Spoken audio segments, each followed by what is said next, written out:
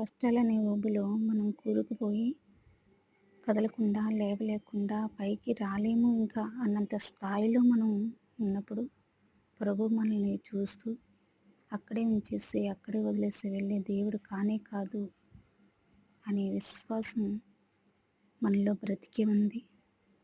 గొప్ప మాట అండి ఇది. ఏముంది మనలో? విశ్వాసం బ్రతికి ఉంది. కాబట్టి దీనులమైన, దరిద్రులమైన మనల్ని తప్పనిసరిగా ప్రభు లేవనెత్తుతారు. ఎందుకంటే పెంట కుప్పల మీద నుండి బీదలను పైకెత్తువాడు ఆయనే. యేసయ్యే మన సహాయం, మన ఆధారం, మన ఆశ్రయం. కాబట్టి ప్రభు సహాయం మనం అందరం పొందుకునుగాక. ఆమేన్.